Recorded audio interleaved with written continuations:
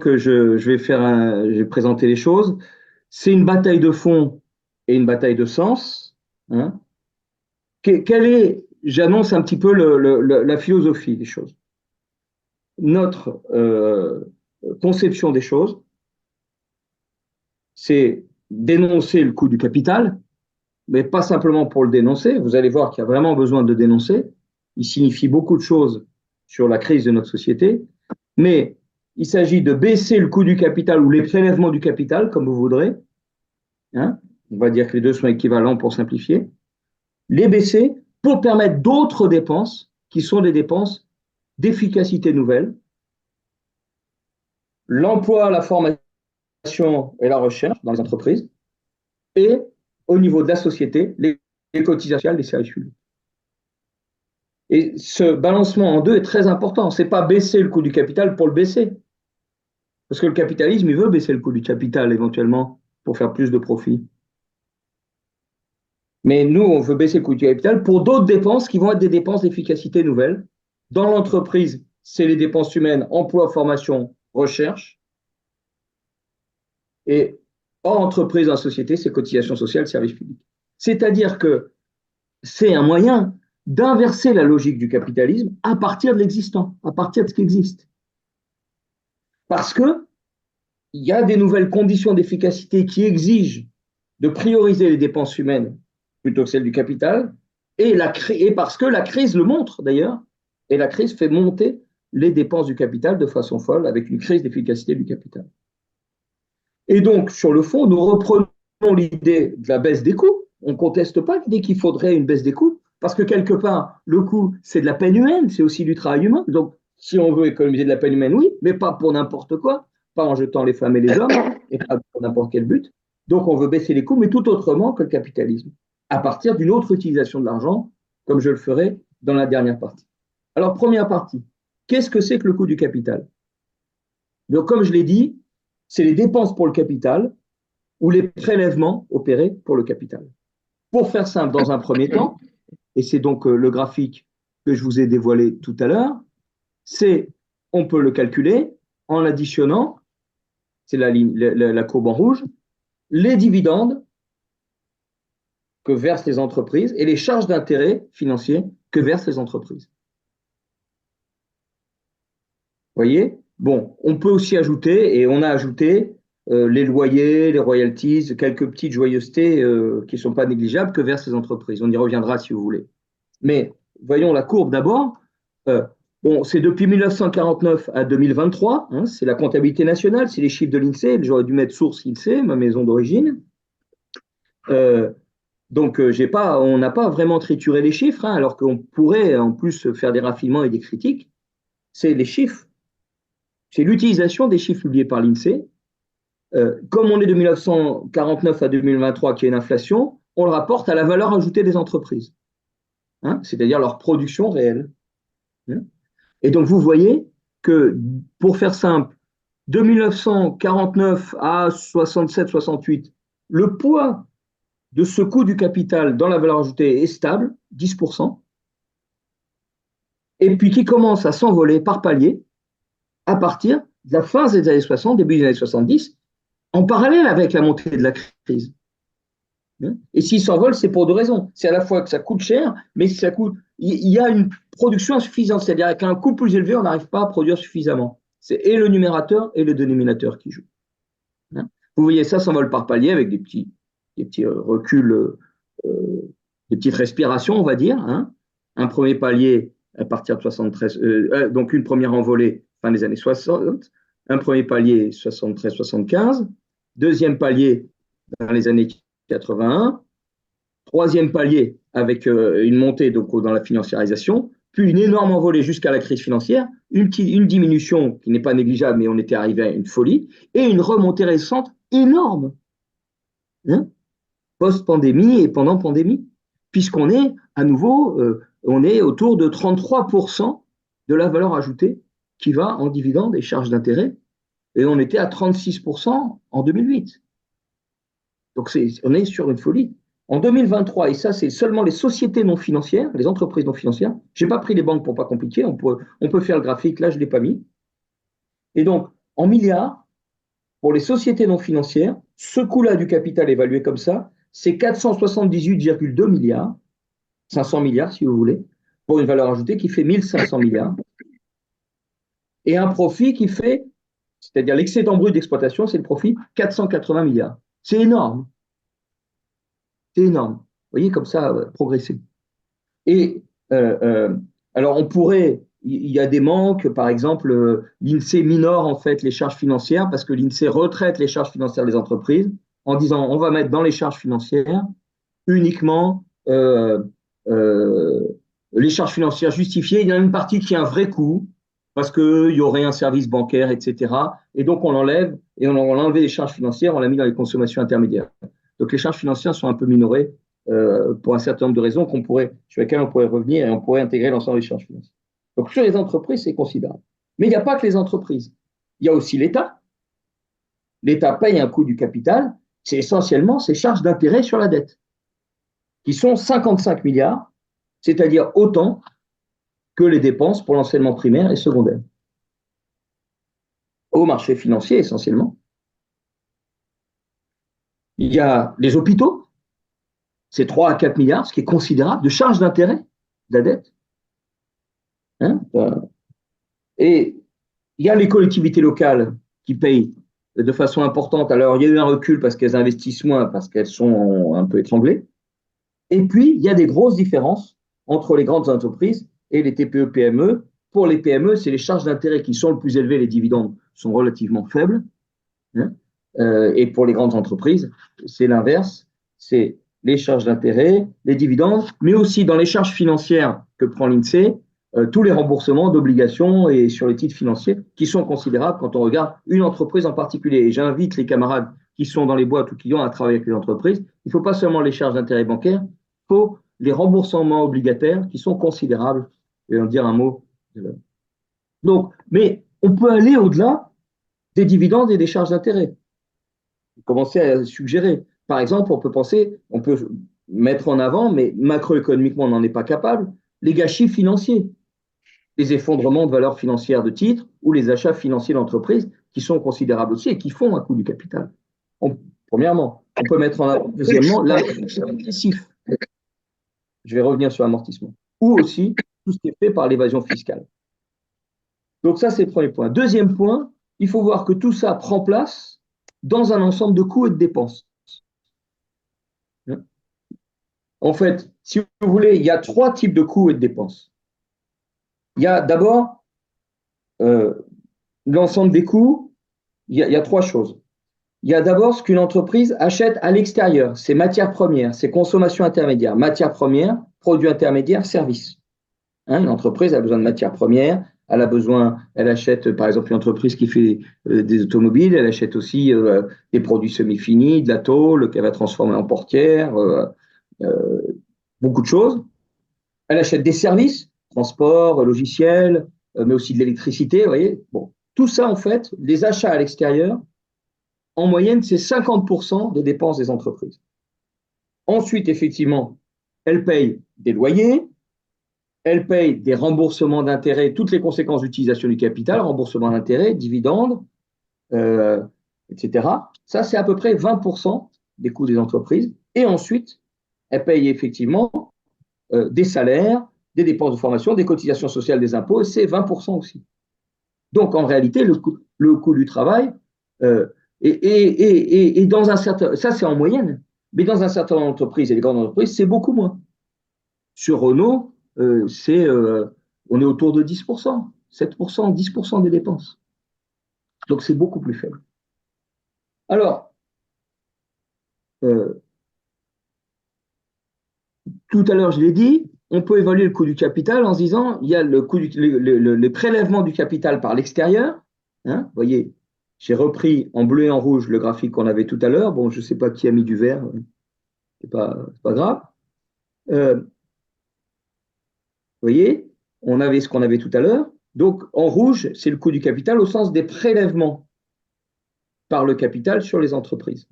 On peut y ajouter ce que l'entreprise met de côté et qui a un coût du capital qui s'appelle les amortissements. Les amortissements, c'est quoi? C'est de l'argent que l'entreprise met de côté, stocke dans son bilan, mais prélève pour reconstituer son capital ensuite.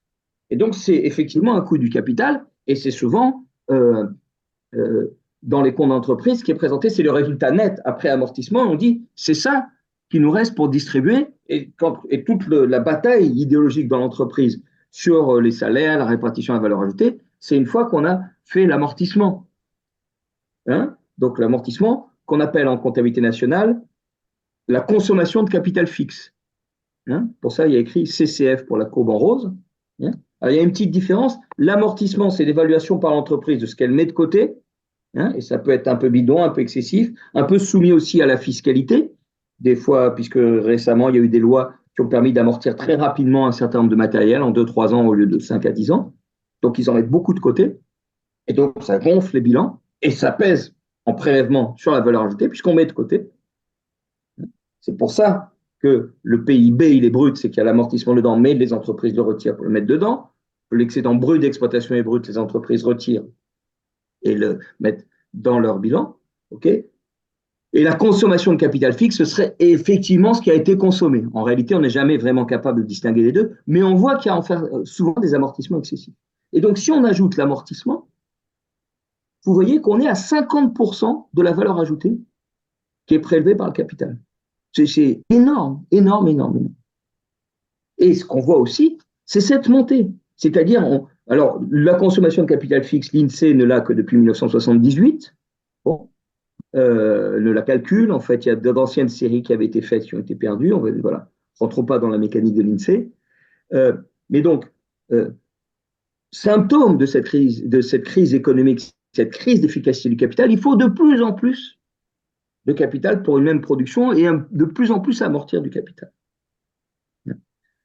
Alors, derrière donc cette montée du coût du capital, quelle est la logique? Il y a cette question de la baisse d'efficacité d'abord. La baisse d'efficacité, avec deux aspects, si vous voulez, pour faire simple. La mise en œuvre des machines avec des travailleurs insuffisamment formés, ça implique des coûts fixes beaucoup plus élevés, parce qu'une production insuffisante. Et donc, le coût du capital rapporté à la valeur ajoutée augmente. Mais aussi, l'amortissement accéléré fait partie de la baisse d'efficacité. On remplace des travailleurs par énormément de capital. Et donc, pour une même production, il faut énormément de capital matériel, même pour l'instant. Alors, dans Économie et politique, ça sort dans quelques jours. J'ai fait un travail sur Renault de 2001 à 2023, donc en 20 ans, pour faire simple, le groupe Renault. La productivité du travail, c'est-à-dire le rapport entre la production et le nombre de travailleurs, donc ce qui est produit par tête de pipe, a augmenté de 44%, si on retire l'inflation. Hein. Donc 44%, c'est énorme. Mais la productivité du capital de l'autre côté, si on prend tout le capital matériel et financier, elle a baissé de 37%. C'est-à-dire qu'il faut beaucoup plus de capital pour la même production et avec d'énormes gâchis. Alors, deuxième ensemble de mécanismes, au-delà de la baisse d'efficacité de l'efficacité, si vous voulez, productive, avec des travailleurs insuffisamment formés, donc des gâchis, la mauvaise mise en œuvre des machines, etc., ce que je viens de dire. Deuxièmement, la révolution informationnelle dans la financiarisation. Et là, je peux mettre en avant deux mécanismes. Premièrement, le mécanisme de partage. Qu'est-ce qu'il y a aujourd'hui de caractéristiques de la révolution informationnelle? Si on prend une entreprise comme Sanofi, par exemple, dans le médicament, il y a des coûts de recherche considérables, généralement, pour trouver un médicament, disons le Doliprane. Mais une fois qu'on a la formule du médicament, ces coûts de recherche, c'est un coût fixe, et ça ne coûte rien de le partager dans un ensemble de filiales. C'est bien la caractéristique de la révolution informationnelle. L'information se partage, et c'est un coût minime de la mettre partout, dans toutes les filiales, pour que ce soit actif dans les machines qu'il y a dans les filiales, si vous voulez, avec des programmes qui permettent que la formule soit mise en œuvre dans les filiales productives. Donc, il y a un coût fixe partageable à coût zéro, et donc, on a intérêt à le partager. Mais le problème, c'est qu'on fait ça dans la financiarisation, c'est-à-dire que pour le partager, il faut des filiales, et que ces filiales, on va racheter des réseaux, on va acheter des entreprises, on va faire des investissements financiers considérables. Donc, ce qu'on gagne d'un côté par le partage, on le perd, voire plus de l'autre côté, par la dépense financière considérable. Et c'est exactement, dans le cas de Renault, ce qu'on observe. Alors, on observe une combinaison de ça avec le deuxième point que je vous donne tout de suite. C'est-à-dire que non, chez Renault, pardon, chez Renault, on observe exactement ça parce que Renault a fait deux choses, a partagé avec le russe Avtovaz son réseau commercial, mais il a fallu racheter Avtovaz 4-5 milliards à peu près, 5 milliards, et ça, amorti en peu d'années, ça fait du 1 milliard de coûts par an. Bien. Attends une seconde. Mais Renault a aussi fait son alliance avec Nissan pour partager des productions de châssis de voitures. Et là aussi, il y a une dépense financière considérable qu'il faut amortir ensuite et qu'on retrouve en coût du capital. Donc, ce qu'on gagne d'un côté, on repère encore plus de l'autre. Il y a un deuxième mécanisme lié à la révolution informationnelle, c'est que beaucoup de grands groupes et de grandes entreprises, je vais encore citer Renault, mais on avait le cas chez Alcatel, qui est devenu Nokia maintenant, on leur demande aux entreprises, elles font tout un mouvement qui consiste à financiariser leurs brevets, leurs informations, leurs technologies. Donc, par exemple, Renault en 2001, on ne peut pas dire qu'il n'y a pas de technologie à Renault en 2001, évidemment, mais c'est dans son bilan le capital incorporel, c'est-à-dire le capital financier représentatif de la technologie, c'est quasiment zéro, 88 millions. Et aujourd'hui, c'est 14 milliards, c'est-à-dire multiplié par plus de 1000. Hein. On passe des millions aux milliards. C'est considérable. Et donc, si là-dessus, sur ces 14 milliards, il faut une rémunération de 10% en dividendes, c'est 1,4 milliard. Sur 14, 10%, c'est 1,4. Donc, la transformation de tout en capital, c'est un mécanisme très profond qui appelle un coût du capital derrière parce qu'il faut rémunérer. Et c'est d'ailleurs ce qui se passe de façon très, très profonde dans toute l'économie. C'est pas seulement l'avidité du capital, enfin, l'avidité, la folie du capital qui cherche plus, c'est parce qu'il y a un gonflement considérable du stock de capital lié à plusieurs choses, dont la finance et dont le fait qu'on réaccumule le capital, qui fait que pour maintenir son taux, il faut beaucoup plus en masse. Et troisième, donc j'ai dit crise d'efficacité, la logique qui est derrière la montée du coût du capital, crise d'efficacité, révolution informationnelle dans la financiarisation, et enfin revenu financier, parce que pour compenser tout ça, on fait des placements financiers. Parce que le coût du capital, c'est le revenu du capital, donc on cherche à remonter le taux de profit en faisant des placements financiers, et donc on a aussi ces placements financiers qui vont être dans la fin. Voilà. Alors, deuxième élément de la logique, en positif, si vous voulez, enfin, comment dire en positif disons, c'est cette logique qui empêche la montée des dépenses d'efficacité. Donc, politiquement, c'est bien le coût du capital qui s'oppose aux dépenses sociales et publiques globales et aux dépenses humaines dans l'entreprise. Aussi bien dans l'entreprise, donc, salaire, formation, recherche, que dans la société, prélèvements sociaux, impôts, etc. Et alors, regardez, j'ai fait un graphique de la 1960 à c'est en 2018 que ça s'arrête. En rouge, vous avez les dépenses de développement du capital et en bleu, les dépenses de développement humain. Développement du capital, j'ai donc pris investissement. Hein, et dépenses humaines, j'ai pris augmentation des salaires, augmentation de l'emploi, etc. Augmentation de la masse salariale et augmentation des cotisations sociales. Et puis, pour la R&D, qui est une dépense aussi de développement, en moyenne, 60% c'est du salaire, 40% c'est du capital, donc j'ai mis 60-40. Et ce qu'on voit, c'est à partir précisément de la crise d'efficacité, ça commence à plafonner au début des années 60, ça tourne vraiment fin des années 70, début des années 80, des dépenses de développement humain reculent à la valeur ajoutée, et c'est la montée, depuis finalement les années 60, des dépenses de développement du capital dans la valeur ajoutée. Et aujourd'hui, on en a plus pour le développement du capital que pour la valeur ajoutée, que pour le développement humain. Et c'est la même chose chez Renault, quand on regarde, c'est considérable, puisque en 2001, les dépenses pour le développement humain, c'était 17% des coûts contre 16% pour le capital, disons que c'était à égalité. Et aujourd'hui, c'est devenu 15% pour le développement humain, 20 à 22% pour le capital. Et encore, pour Renault, il n'est pas sûr qu'il faille couper en deux la recherche-développement parce qu'elle a dû déjà être traitée avant, auquel cas on serait plutôt à 13 d'un côté, 22 de l'autre. Donc c'est considérable. Les efforts, parce qu'ils font d'énormes efforts de développement du capital pour deux raisons, nourrir le capital, mais toute la logique institutionnelle qui les pousse à développer le capital. Et de l'autre côté, la part congrue qui reste pour les dépenses de développement humain. Donc il faut desserrer cette contrainte, c'est considérable. Alors, j'ai pris Renault, on peut prendre d'autres exemples. On peut prendre la SNCF où il y a près de 2 milliards de coûts du capital, d'intérêt du capital.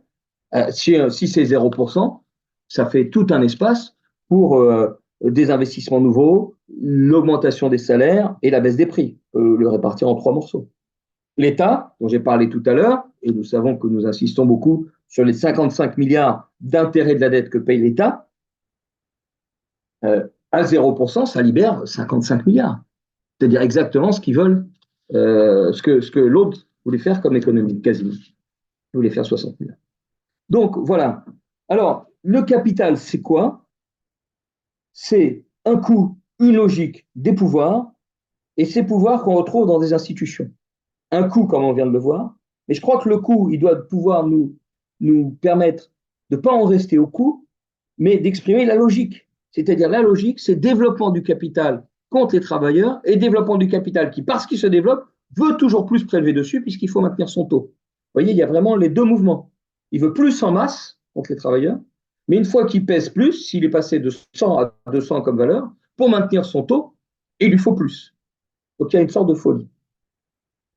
Donc une logique, des pouvoirs, les pouvoirs des actionnaires et les pouvoirs du capital, c'est eux qui décident les investissements, c'est eux qui décident qu'on remplace les travailleurs par les machines, c'est eux qui décident le type de recherche et l'utilisation de l'argent, et c'est eux maintenant qui ont pris le pouvoir en quelque sorte, de plus en plus dans un rapport de force sur l'utilisation de l'argent de l'État, puisqu'il n'y a pas moins de dépenses publiques pour les entreprises, il y en a même plus, on publiera un article dans Ecopo bientôt là-dessus, il y a plus de dépenses publiques pour les entreprises, mais beaucoup plus pilotées par le profil capital des entreprises, alors que c'était beaucoup plus mixte avant. Hein? Et donc, derrière, il y a des institutions qui font ça. C'est-à-dire, je mettrai en avant 3 ou 4, vous allez voir pourquoi je dis 3 ou 4.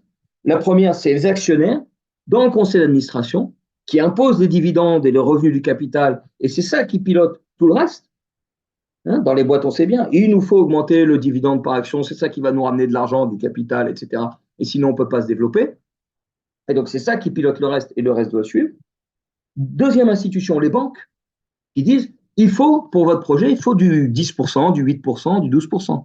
Et donc, elle impose dans les grandes entreprises, mais surtout dans tout le tissu de PME, TPE, les banques. C'est là où elles sont très prégnantes. Et elles disent, votre business plan, non merci. Il est peut-être utile, mais moi, il faut un taux de rentabilité. Et on peut ajouter, c'est l'institution supplémentaire qui est une banque, mais les banques centrales, comme la Banque Centrale Européenne ou la Fed, qui imposent aussi critères de rentabilité et des normes. C'est donc, c'est pour dire, ce n'est pas seulement des gens qui sont avides, il y a des règles et des institutions qui font que ça pénètre toute la société. Et c'est à la fois la gravité du capitalisme et sa force. C'est-à-dire, il y a des institutions un peu centralisées, mais les règles sont partout, très décentralisées, ces règles de rentabilité. Et finalement, ils peuvent décider, mais à condition que la règle soit respectée. Et la règle, son effet est décentralisé, c'est du 10% partout, du 8%, avec un petit peu de souplesse des fois, partout. Donc, des institutions, dernière institution, les aides publiques, les exonérations de cotisations sociales, les aides aussi, le crédit impôt recherche, etc., qui sont des institutions, entre guillemets, portées par les institutions comme l'État, et qui véhiculent cette baisse du coût du capital. Bon, on pourrait prendre plein d'autres exemples d'entreprises, je ne veux pas. J'insiste, le besoin d'autres dépenses. Alors, comment? C'est le quatrième point. Hein. Donc, hein, le premier point, c'était le coût du capital, son évaluation. Le deuxième point, c'est comment il prend place dans un ensemble plus large. Troisième point, la logique. Et quatrième point, comment le faire baisser. Alors, je m'aperçois que je n'ai pas mis en avant une chose, c'est la courbe en bleu tout à l'heure. vous voyez, les dépenses, le coût du capital qui s'envole en rouge, et la courbe en bleu qui sont les cotisations sociales qu'on met en avant en disant baisser le coût du travail, c'est baisser les cotisations sociales, qui pesaient que 10% de la valeur ajoutée, dont le poids augmente progressivement dans les années 60. Et puis, ça résiste encore dans les années 70 avec toutes les luttes, même si on commence à voir la tension politique. Vous voyez, on peut presque dire l'histoire des luttes sociales avec ces deux courbes. Et à partir de 83-85, ça recule, mais ça résiste quand même. Hein, en 2005, ça résiste, ça remonte un peu avec la montée de l'emploi en plus dans les années... non, ça remonte un peu dans les années 2000, c'est pas la montée de l'emploi. Et puis, ça a à nouveau reculé tout récemment. Donc, et aujourd'hui, les cotisations sociales pèsent beaucoup moins lourd que les prélèvements du capital. Et ça, il faudra le mettre en avant. Alors, donc, comment on peut baisser le coût du capital? Alors d'abord, c'est tout bête, en le réclamant, en le mettant en avant, en le dénonçant, par des cas, par des comptes, en prenant des comptes des entreprises, etc. Et je pense que peut-être qu'il faudrait réfléchir à des fiches pour voir comment on calcule, comment on retrouve. Vous verrez à partir, j'aimerais que tous les participants qui sont intéressés, à partir de l'article qui sort sur Renault dans Économie et Politique, où il est un tout petit peu détaillé comment on a calculé le coût du capital et les dépenses humaines. Je n'aime pas dire coût du travail, donc dépenses humaines, si vous voulez. Comment on peut l'appliquer à d'autres entreprises et qu'on cherche à le faire. Donc, en le réclamant, en dénonçant et en agissant sur les institutions que sont les entreprises, les banques, les États. Alors, les entreprises, bien sûr, de la bataille syndicale, elle le fait parce que souvent, dans la négociation salariale, on met en face les dividendes. Mais il y a aussi les banques. Les banques, avec la question du coût du crédit. Mais il ne suffit pas de dire on baisse le coût du crédit. J'ai eu des débats avec, dans la direction nationale du parti, avec le secrétaire national du parti, qui dit mais ils veulent bien baisser le coût du capital. Je dis ah, c'est une bonne idée. Je dis mais oui, ils veulent le baisser pour faire encore plus de dépenses pour le capital derrière. Ce qu'ils appellent le coût du capital, c'est le crédit, par exemple. Ils veulent bien baisser le coût du crédit. Ah, c'est malheureux qu'il soit si cher, mais pour relancer encore l'accumulation. Et c'est ce qui se passe d'ailleurs. Donc, nous, quand on dit qu'il faut le faire de façon sélective, c'est fondamental. C'est-à-dire, il faut le baisser pour les dépenses de développement humain. Sinon, ça ne marchera pas. Parce que ça va relancer l'accumulation et la crise d'excès de capital, d'excès de coût du capital, donc de suraccumulation, si vous voulez. Donc, cette question de la baisse à certaines conditions des taux d'intérêt est fondamentale. On baisse les taux d'intérêt pour certaines dépenses, mais on l'augmente pour d'autres. Et d'ailleurs, on a bien vu, dans les périodes récentes, quand on a baissé, la BCE a baissé ses taux d'intérêt jusqu'à 0% pendant la pandémie, etc., eh ben, le coût du capital s'est envolé. Parce qu'effectivement, ça a été dépensé en dividendes et compagnie. Donc, nous avançons l'idée donc d'un crédit nouveau et d'une nouvelle sélectivité du crédit, avec un crédit à taux bas si les dépenses sont de développement humain, formation, salaire, embauche, recherche, et aussi qui ont une nature écologique, quelque chose de fondamental parce que c'est encore d'autres types de coûts et d'effets extrêmement graves si on détruit la planète et si on augmente les pollutions. Mais on peut le faire avec le pôle public bancaire, ça, qui existe déjà. Et dans le débat sur Bayrou, il faudrait mettre ça en avant. Est-ce que vous allez mobiliser le pôle public bancaire pour un autre crédit? C'est un élément un petit peu inscrit dans le programme du nouveau Fonds populaire, notre pression. Il y a l'idée d'un pôle public bancaire, il n'y a pas l'idée d'un autre crédit, mais dans une deuxième temps de négociation sur le programme, on a réussi avec Denis à obtenir l'idée d'un autre crédit quand il y a le chiffrage économique du programme. Et c'est ça qui est fondamental, c'est de voir le levier du crédit parce que c'est un levier sur l'ensemble des entreprises pour un autre type de production. Deuxièmement, il y a l'action publique par la fiscalité ou les aides publiques. La fiscalité, alors ça on l'a souvent en avant, qui est taxer, faire payer, mais c'est aussi inciter, pénaliser et inciter, c'est important de voir inciter. C'est-à-dire on peut taxer les dividendes, taxer les produits financiers des entreprises pour inciter au reste. Hein? Donc on peut avoir un impôt sur les sociétés plus élevé sur les dividendes, moins élevé sur le reste. Hein? Mais on peut aussi avoir un impôt sur les sociétés avec un taux moins élevé si l'entreprise développe l'emploi, la masse salariale, un IS normal, un impôt sur la société qui soit à taux normal.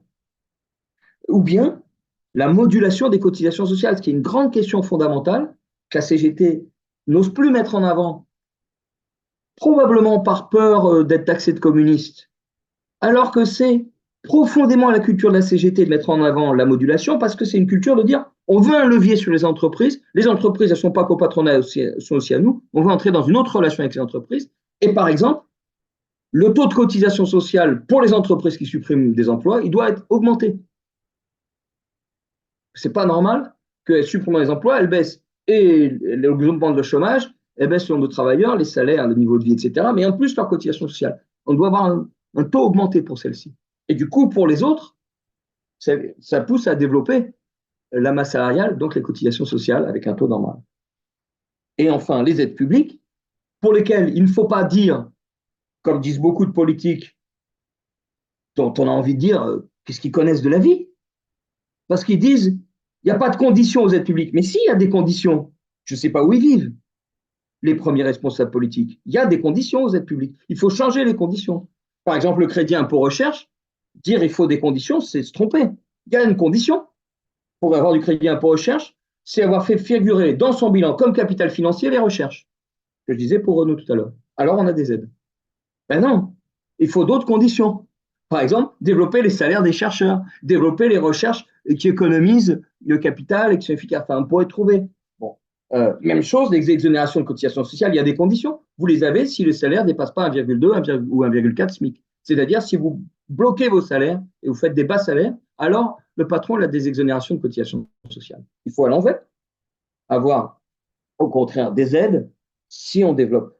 Ou bien, ça veut dire donc de transformer les aides, parce que les aides actuelles aux cotisations sociales, c'est l'État qui verse de l'argent à la Sécu pour compenser les exonérations. Ce même argent pourrait être utilisé pour une bonification du crédit, c'est-à-dire on vous donne des aides si vous vous développez en développant l'emploi.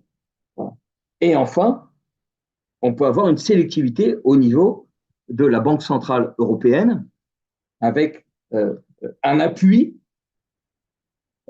au crédit s'il développe les dépenses, si c'est un investissement qui est accompagné d'un développement des dépenses humaines, salaire, formation, recherche, avec un taux bas jusqu'à 0, voire moins, et un taux plus élevé, voire prohibitif, pour les investissements financiers, pour les placements financiers ou pour les investissements qui démolissent l'emploi. Et on peut commencer donc ça dès à présent, avec le pôle public bancaire. Mais même pour le financement des dépenses publiques de l'État, on peut le commencer aussi avec le pôle public bancaire qui peut participer tout de suite au financement d'embauche en pré-recrutement, donc emploi-formation de fonctionnaires, en baissant à 0%, en finançant cet endettement, ces avances à 0%, donc en baissant le coût du capital. Ça fait partie de la baisse du coût du capital. Et le pôle public pourrait tout de suite financer, et c'est ce qu'on devrait exiger. Là, ce n'est pas dans la lettre qui a été envoyée, même par le Parti communiste à Bayrou. Ce n'est pas présent. Cette idée d'un fonds pour les services publics, qui est fondamental, qui financerait à 0% à partir du pôle public bancaire français, qui exigerait un refinancement par la Banque centrale européenne, dans un bras de fer, mais qui proposerait aussi dans une négociation à d'autres pays comme Allemagne ou d'autres pays d'Europe, de mettre en réseau nos banques publiques pour financer à 0% nos dépenses de fonctionnaires, parce que tout le monde aujourd'hui a cette situation et souhaite le faire. Même en Allemagne, ils veulent lever le frein à la dette. Voilà. Alors, derrière, ça ouvre sur une démocratie nouvelle. Parce qu'en réalité, le capitalisme, c'est couper les institutions politiques de démocratie de l'argent des banques et des entreprises. C'est les actionnaires qui s'occupent de l'argent des banques et des entreprises, circuler et en avoir sur le coût du capital, et de l'autre côté, les institutions, elles parlent d'autre chose. Non, on peut mettre les deux ensemble. Donc voilà, un petit peu l'idée qu'on peut avancer avec le niveau régional qui pourrait être un niveau très important, parce que dans les régions, nous avançons et nous avancions l'idée de fonds régionaux de bonification de l'investissement, mais en réalité, c'est des fonds régionaux d'un levier pour baisser le coût du capital afin d'avoir des dépenses de développement. Et ça, dans la crise qui vient là, les suppressions d'emplois, les 300 000 suppressions d'emplois que la CGT a comptabilisées, il y en aura peut-être plus avec la déferlante de la récession, c'est un énorme enjeu.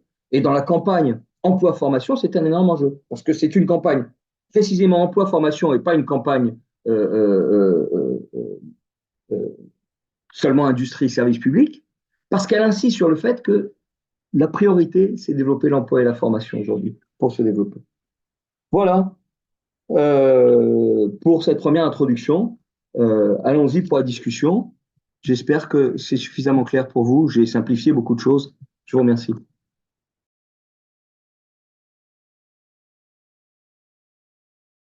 Alors, je réponds tout de suite, il s'agit des loyers des entreprises, en fait. Je ne parle pas des loyers des ménages. Dans une entreprise, elle enregistre des loyers, et en fait, c'est un coût du capital, c'est le coût de l'usage des bâtiments. Les loyers, ça masque deux choses. C'est l'usage des bâtiments, mais dans la catégorie loyer, dans la comptabilité des entreprises, il y a aussi toutes les redevances, parce qu'on considère que l'usage d'un brevet, c'est comme un loyer. Donc, c'est en fait du coût du capital, voire de l'évasion fiscale, puisqu'on va mettre les brevets aux Pays-Bas et payer comme un loyer aux Pays-Bas. La location, si vous voulez, c'est une forme de location de la technologie. Vous voyez, mais c'est vrai aussi au niveau des commerces et des petits commerces. Par exemple, à Paris, le coût élevé des cafés-restaurants, c'est en partie parce que les loyers et l'immobilier sont très chers. Soit le café-restaurant, il loue, et donc il est obligé de répercuter, il a un coût du capital qui va répercuter. Soit, à cause de l'immobilier, il a dû acheter très cher et s'endetter auprès de la banque et va répercuter, alors sous forme, s'il a des charges d'intérêt, il va le répercuter aussi. Mais donc, les loyers pour une entreprise, ça fait partie du coût du capital. Et d'ailleurs, si vous me permettez encore une fois, comme c'est un revenu de l'autre côté, il y a tout un glissement de notre société, y compris de salariés qui vont chercher des revenus du capital, qui vont compléter leur revenu salarial par du revenu du capital. Bon, il y a d'abord le patronat qui fait ça en mettant l'intéressement, etc. Mais beaucoup de salariés moyens, on les incite, il y a des lois et il y a plein de programmes, à posséder quelques logements, pas seulement pour faire du Airbnb, mais pour faire du loyer en permanence et faire du pognon avec du capital. Et donc, on leur prend le cerveau, on leur retourne le cerveau et la tête pour qu'ils soient dans la logique du capital et de rente. Et c'est considérable dans les couches moyennes. Voilà. Dans un groupe, on va aller spécialiser une entreprise qui va posséder les bâtiments euh, et donc qui va porter les loyers. Et donc, ça apparaît comme un coût au niveau de l'entreprise. Ils ne le font pas au niveau du groupe, dans la comptabilité consolidée. Ils ne le font pas disparaître.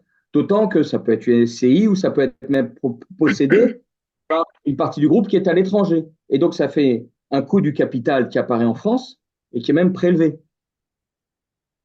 Donc, les loyers, de toute façon, sur le fond des loyers, c'est le coût de quoi? C'est le coût d'un capital matériel.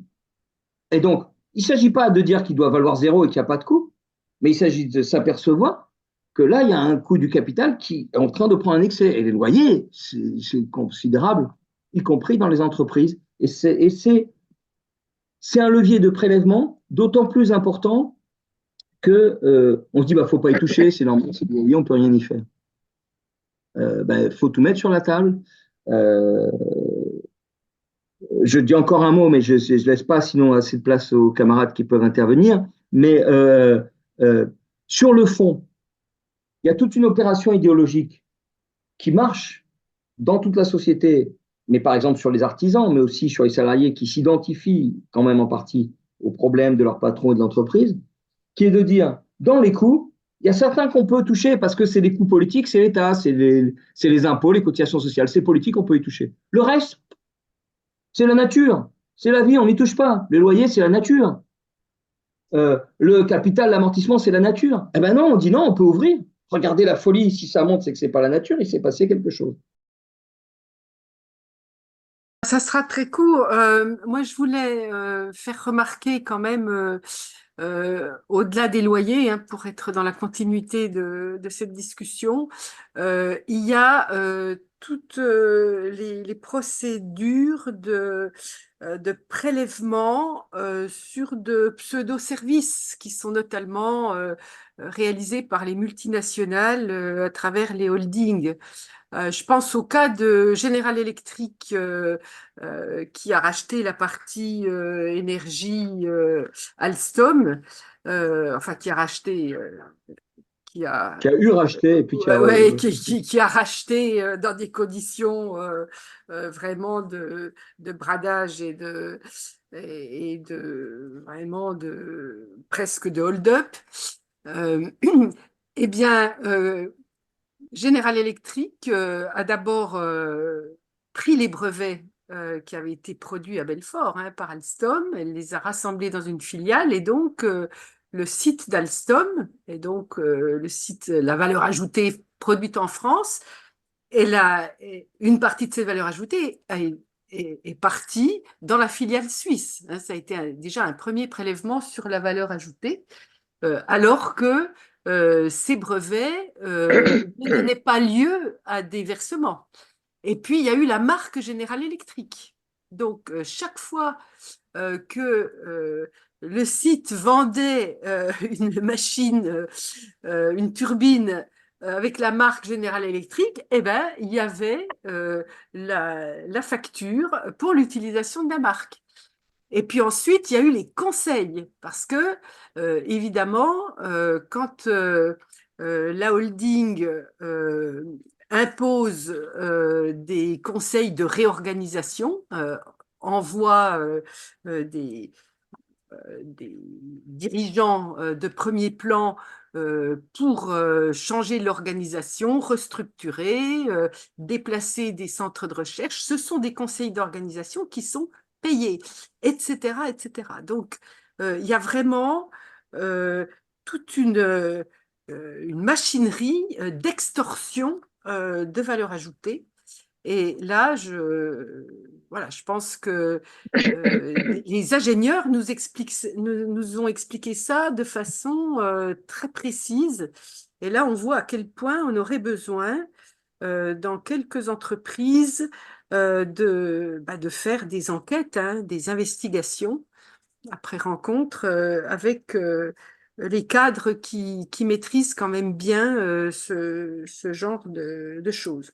Moi, je voudrais remercier Frédéric. Je trouve que son introduction a été puissante.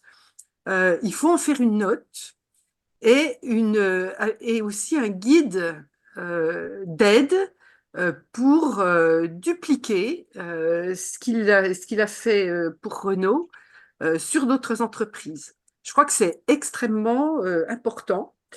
Et voilà, c'est tout ce que je voulais dire. Moi, vraiment, j'ai été très, très heureuse de cette synthèse, mais il ne faut pas en rester là, quoi. Faut vraiment multiplier ça avec des fiches par entreprise sur tout ce qui nous semble stratégique aujourd'hui. Donc, je pense qu'il faudrait le faire sur Stellantis. L'aéronautique, on a parlé ce matin de l'aéronautique. La chimie, qui est en train d'être totalement attaquée, disparaître de France. Voilà, déjà. Et puis, j'avais en tête une autre branche importante, la pharmacie, enfin, tout ce qui est sanitaire. Il y a un programme de travail qui est pas très compliqué, parce qu'une fois qu'on a le guide, ça peut aller très vite, mais je pense que ça pourrait être un objectif important en lien avec les syndicalistes que nous rencontrons.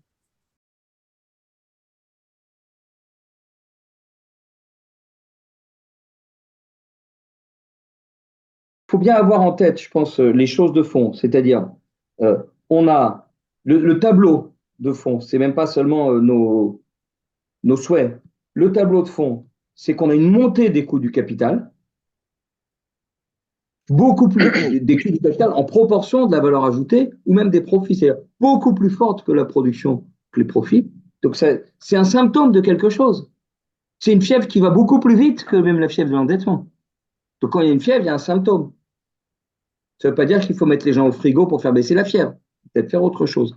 Et donc, de l'autre côté, effectivement, il ne suffit pas de mettre au frigo pour faire baisser la fièvre, c'est que une analyse nous montre le besoin de prioriser beaucoup plus les dépenses humaines. Pas de supprimer le capital, évidemment, mais de donner une priorité aux dépenses humaines, emploi, formation, et derrière, une analyse montre qu'il y a des problèmes d'efficacité et de coûts d'efficacité liés à l'insuffisance du développement humain. Voilà, c'est ça, je pense, qu'il faut avoir en tête. Pas une position morale, mais à partir du fait qu'on est auprès des travailleurs, on s'aperçoit de choses objectives que d'autres tenants de la pensée dominante ne peuvent pas voir parce qu'ils sont aveuglés par leurs intérêts, par leur vision des choses, et leur vision morale, justement. Denis pourrait raconter, parce que Denis, il a fait beaucoup de choses dans sa vie, il a été représentant de la grande CGT au Conseil national de l'information statistique, qui est un truc où l'INSEE et le statistique public débat avec les gens et avec les utilisateurs. Et Denis, avec les qualités qu'on lui connaît, il avait acquis une énorme autorité. Et il y a eu un débat sur le coût du capital, comment on le mesure. Et ils n'arrivent pas à comprendre ce que c'est le coût du capital, même les fonctionnaires de l'INSEE, vraiment. Ils ont une vision marché financier du coût du capital. Voilà. Alors, donc c'est ça le chapeau d'ensemble. Alors, l'amortissement. Oui, l'amortissement, personne n'a dit qu'il ne faut pas opposer les choses. L'amortissement, c'est un prélèvement tout de suite sur la valeur ajoutée qu'on met de côté. Et comme je l'ai dit, ça ne veut pas dire qu'on l'a dépensé, on l'a mis de côté pour dépenser demain et renouveler. Mais on l'a vraiment mis de côté. C'est-à-dire qu'il faut aller voir, mes camarades, comment se font les négociations. On négocie sur la base du résultat net. Regardez tout ce qui est publié, c'est le résultat net. Et on croit que c'est après impôt. Non, c'est après amortissement. Sur la base du résultat net, en disant c'est ça qui reste à se partager. C'est-à-dire que d'abord, le capital a mis de côté ce qu'il lui fallait. Et après, il dit maintenant, voilà ce qui reste à discuter. Mais ça va plus loin. Vous savez, c'est vrai au niveau macroéconomique. Si vous permettez un tout petit peu de monter en généralité, comme on dit. Vous savez qu'il y a eu une commission Stiglitz, peut-être vous avez entendu, il y a une dizaine d'années, sur les indicateurs de PIB, etc. Et qu'on dit maintenant, il faut aussi penser au renouvellement de la planète, au renouvellement, etc. Donc, il faut regarder vraiment ce qu'on consacre. Comment ils font? Et même l'INSEE est en train de rentrer là-dedans. Et ben ils disent, donc il ne faut pas regarder le PIB. Bon, mais il reste en fait dans le PIB. Il faut regarder le PIB après qu'on ait fait les amortissements pour la planète et après qu'on ait fait les amortissements pour le capital matériel. Et donc, on regarde une sorte de PINN, de PIB net, si vous voulez, 2 fois. À mon avis, c'est une grosse erreur. Pourquoi?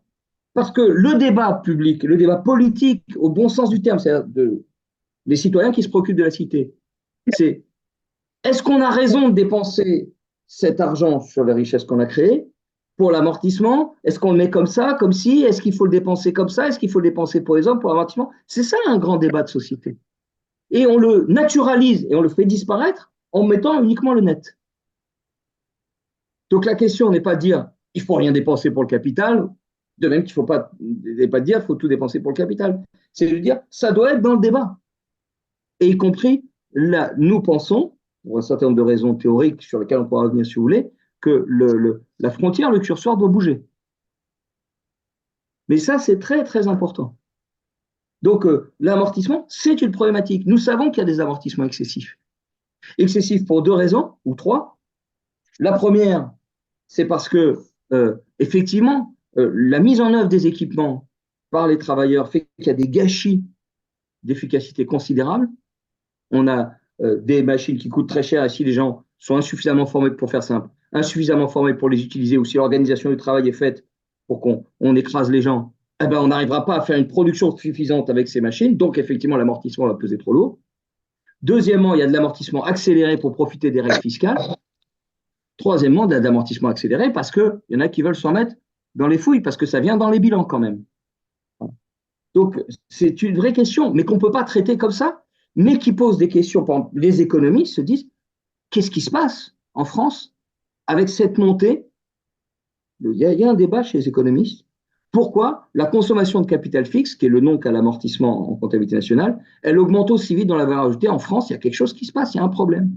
Et bien, c'est spécificité d'une crise d'efficacité plus forte en France qu'en Allemagne, par exemple. Mhm. C'est ça qu'il faut avoir en tête. Donc, je remercie le camarade d'avoir demandé et précisé sur l'amortissement parce que ça permet de voir, on n'est pas sur une position morale, hein, mais on n'est pas non plus sur une position qui va naturaliser et dire on ne regarde pas. L'amortissement, ce n'est pas une donnée. Et peut-être d'ailleurs que l'amortissement est excessif pour une quatrième raison, c'est qu'en réalité, il ne fallait peut-être pas faire d'investissement. On a peut-être trop fait. Peut-être qu'il fallait faire surtout de la recherche et du développement humain. Et d'ailleurs, j'ai oublié une chose, René, maintenant j'ai ton nom, j'ai oublié une chose, c'est que même maintenant, on amortit la R&D, qui est de la dépense humaine, on l'amortit. Donc il y a des trucs, on met de l'eau dans le gaz, mais ça c'est normal dans un moment de transition, où l'ancien et le nouveau se mélangent. Je remercie Evelyne d'avoir vous donné ces exemples sur effectivement tous les prélèvements. Donc ça renvoie à une problématique de prêt de transfert, mais pas seulement de prêt de transfert, de prélèvement, disons un prêt de transfert qui apparaît comme un coût du capital. Je crois qu'il faut voir le lien entre les deux. Donc ce n'est pas un autre sujet, c'est le coût du capital qu'on voit, parce que c'est un prêt de transfert qui fait apparaître un coût du capital. Et derrière, ça va surtout rémunérer du capital. Parce que quand ça rémunère, elle dit Evelyne, hein, s'il y a écrit GE là, avec les belles lettres rondes comme General Electric, eh ben, tu payes quelque chose. Et ça va directement au capital. Le capital, la marque, est considérée comme un capital et qui est situé quelque part en Suisse ou encore dans un truc un peu plus intéressant encore pour le capital. Bon. Mais je crois que ce que dit Evelyne, ce qui est très important, ce que dit Evelyne, c'est qu'il faut oser mettre sur la table les chiffres quand on les connaît, mais oser mettre sur la table le fait qu'on ne connaît pas les chiffres et qu'on a besoin de les savoir, parce que c'est une question politique. Au sens gestion de la cité, c'est une question pour les citoyens. Et je pense qu'il faut qu'on réfléchisse, avec ce que dit Evelyne aussi, nous avons recommencé à avoir des relations régulières maintenant avec des syndicalistes de groupes d'entreprises, hein, c'est le dossier des copeaux qui montre ça, mais je pense qu'il faut peut-être même réfléchir à une rencontre sur le coût du capital avec un certain nombre de syndicalistes, une fois qu'on va être bien outillé. Ça, c'est très important. Alors, je reviens sur les taux d'intérêt et après la BCE, sur le remboursement d'intérêt. Il ne s'agit pas non plus de condamner les remboursements d'intérêt. Il s'agit plutôt, alors là aussi je vais partir de l'idée de position morale, donc ça peut avoir un coût bien sûr. Il s'agit plutôt de se dire, d'abord, par quoi doit être régulé le coût du capital et les intérêts. Si on voit dans l'histoire humaine, il y a eu d'abord, au Moyen-Âge, jusqu'au Moyen-Âge, il y avait l'usure et l'interdiction de l'intérêt. Tout intérêt était considéré comme inadmissible. Puis les théologiens et les théoriciens, en fait, sont mis à distinguer l'usure, l'intérêt excessif et l'intérêt normal, et ça a permis un développement du capitalisme. Okay. Mais aujourd'hui, les taux d'intérêt, ils sont régulés par le marché financier, c'est-à-dire l'avidité du capital. Ou par le marché financier, soit directement par le cours, enfin, les taux d'intérêt tels qu'ils ressortent des évolutions boursières, soit par les actionnaires des banques, dont les actions via le marché financier exigent leur rémunération et là aussi un taux d'intérêt. Donc c'est régulé par, par les marchés financiers, les actionnaires des banques notamment. Mais ça pose un problème, parce que ça empêche le développement aujourd'hui maintenant. Si on fait le symétrique par rapport au Moyen-Âge, il faut un changement de civilisation là-dessus. Et donc, il faudrait que ce soit régulé par les besoins de développement humain. Ça ne veut pas dire qu'il faut zéro partout, mais il faut inciter l'investissement qui appuie le développement humain, et donc, quelque part, inverser les priorités entre développement humain et capital, et pénaliser le reste. C'est comme ça qu'il faut prendre les choses. Et donc, par exemple, il ne s'agit pas... donc, il s'agit de se projeter dans l'avenir pour un autre crédit avec une sélectivité des taux, mais on peut aussi réfléchir au refinancement des crédits existants actuellement. Parce qu'on a eu la pandémie, beaucoup d'entreprises ont eu le prêt garanti aux entreprises, et qu'est-ce qu'on fait maintenant? Et eux, ils font crédit à zéro dans tous les cas ou crédit élevé dans tous les cas. Non. Et donc, ça ouvre sur une société qui se donne la démocratie et qui regarde, au lieu d'avoir un fusil avec une seule norme, on regarde. Mais on regarde des critères précis. On ne va pas regarder en disant toi, tu es mon copain, toi, tu n'es pas mon copain. Critères précis, est-ce que ça développe l'emploi, est-ce que ça permet ensuite d'avancer, etc. Et on peut rassembler dans la société. Et sur cette base-là, j'ai fait un avis au CESE, un rapport, mais avec des recommandations au Conseil économique, social et environnemental, qui a été très largement appuyé, beaucoup plus largement même que ce que je pensais. Tous les groupes quasiment l'ont voté, même les personnalités qualifiées, l'UNSA, la CGC aussi l'ont voté. Pourtant, vous verrez, il n'y a pas énormément de différence avec ce qu'on peut dire, c'est dit avec d'autres mots. Il n'y a que le MEDEF qui l'a montré. Et la CFDT s'est abstenue. Bon, on va passer sur la CFDT. On va rester poli avec eux. Bon, alors, et ils ont regretté même pour un certain nombre. Bon, alors la BCE, je suis content de la remarque du camarade parce qu'elle est erronée, mais elle témoigne de ce qu'on a dans la tête. Donc ça m'intéresse d'y répondre. Et sa sincérité aide. Alors, pour solliciter la Banque Centrale Européenne, il ne faut pas l'accord des autres, pas du tout. Les banques, toute banque, donc une banque publique, comme la Caisse des dépôts, quand on dit le pôle public bancaire, c'est la Caisse des dépôts et la Banque postale. Elle a accès au refinancement auprès de la Banque Centrale Européenne. C'est quoi le refinancement? C'est j'ai fait beaucoup de crédits, enfin c'est plutôt j'ai un petit manque de liquidité de monnaie banque centrale, donc je vais voir le chef de la monnaie banque centrale, la Banque centrale, et je lui dis voilà, donne-moi un peu de liquidité. Alors elle ne lui donne pas, elle lui avance, elle lui prête avec un certain taux, et elle lui dit ok, je peux t'en donner, mais donne-moi quelque chose en échange. Ah ben je te donne en échange comme garantie les crédits que j'ai fait à Tartampion. C'est plus que Tartampion, il faut que ce soit des gros morceaux hein, quand même, auprès de la Banque centrale. Et c'est quoi changer le refinancement? C'est dire, si la Banque centrale reçoit un crédit à Tartampion pour délocaliser, pour supprimer d'emplois, elle va dire, oh, je peux bien te prêter, mais ça sera très très cher, mon pote.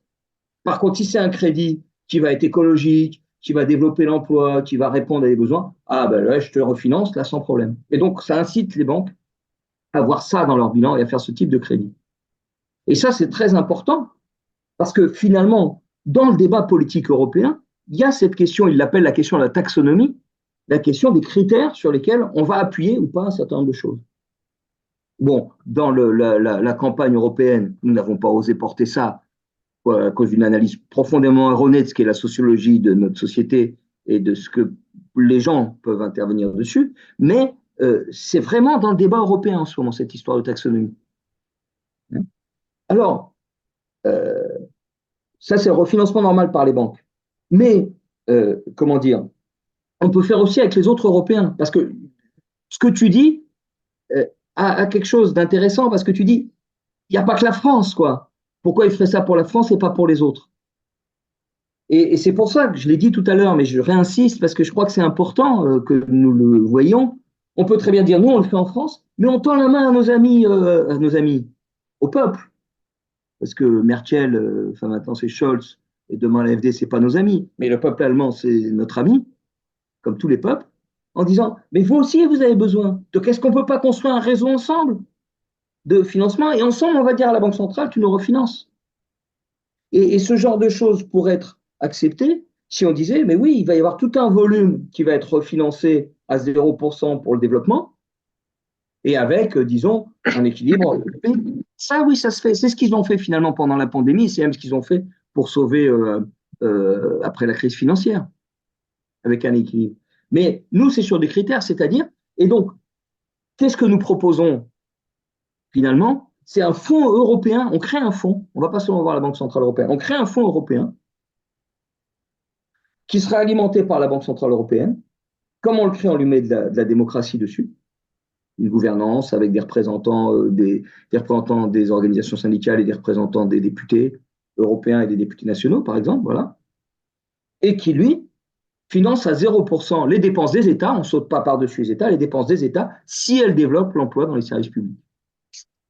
L'emploi, formation. Et c'est fondamental parce qu'en réalité, nous avons besoin d'infirmières, mais les Allemands, Die Linke, j'étais encore à Berlin le week-end dernier, ils disent qu'il nous manque 100 000 soignants. Et il faut les former. Il nous manque 14 000 enseignants et il faut les former. Donc les problèmes, s'il y a les Français et les Allemands, il y a aussi les Espagnols, les Italiens, les Grecs, les Irlandais, tout ce qu'on veut, entre guillemets. Et donc, on peut faire ensemble. Et alors, contrairement à ce qu'on nous dit, ce n'est pas interdit par les traités. Donc, c'est une façon de contourner le verrou de la Banque Centrale Européenne, en vous prenant sur le politique, c'est-à-dire en disant, il faut le faire, c'est autorisé. Si vous ne le faites pas, ce n'est pas que c'est interdit, c'est que vous ne voulez pas. Ce n'est pas interdit, parce qu'on a appris les uns et les autres que la Banque Centrale n'a pas le droit de financer directement les dépenses des États. Ça, c'est l'article 123 du traité de Lisbonne. En réalité, le premier paragraphe de l'article 123. Donc, ça s'appelle l'article 123.1. Facile à retenir 123, je retiens parce que ça veut dire 1, 2, 3. OK ? Donc, c'est pour retenir. C'est l'article 123.1. Mais il y a l'article 123.2 qui dit, mais la Banque centrale peut financer une institution financière publique, une banque publique, si vous voulez. Eh bien, on la crée, cette institution financière publique. Et donc, s'ils ne veulent pas la créer, c'est vraiment qu'ils ne veulent pas financer les services publics. Et donc, je refais le truc à l'envers, nous pourrions commencer en France en créant tout un fonds public avec le pôle public bancaire de financement des avances pour le développement des services publics tout de suite. Et c'est ça qu'il faut mettre dans la balance vis-à-vis de Bayrou en disant est-ce que tu es prêt à faire ça, mon petit gars, ou pas? Enfin bon, je personnalise un peu, mais je crois que voilà, il y a une question politique. Je suis long, mais il y a deux questions qui viennent, et deux interventions, allez-y.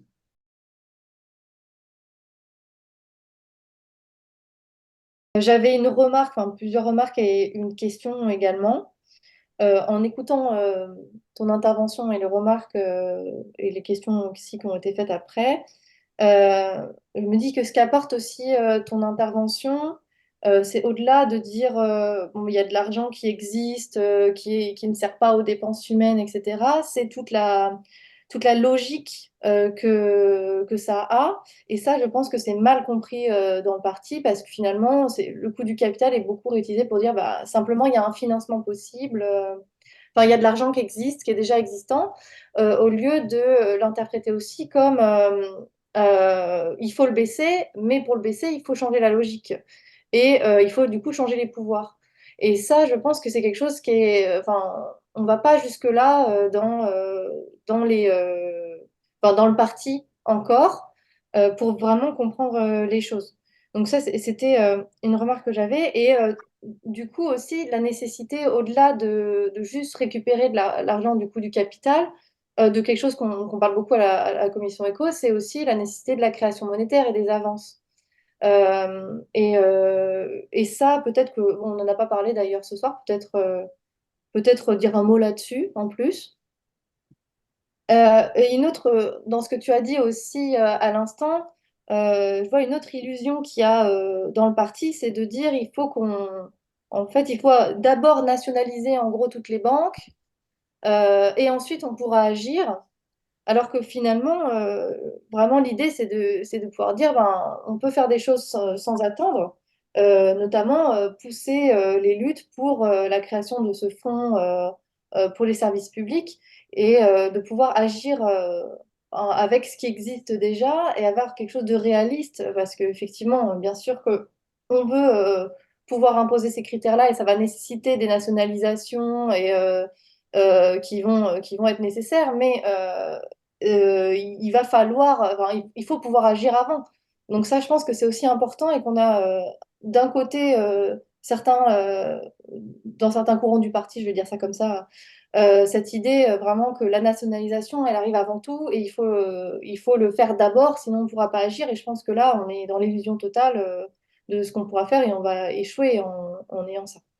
Voilà, et donc ma question, c'était très simple. C'était que sur ton schéma, sur l'augmentation du coût du capital dans la valeur ajoutée à partir ben, des années 2020, là, j'imagine que l'augmentation, elle est liée aussi à l'inflation qu'on a connue, qu'on avait qualifiée d'inflation du capital aussi quand c'était le sujet, parce qu'il a ralenti. Est-ce que c'est bien ça ou est-ce que je me trompe sur mon interprétation?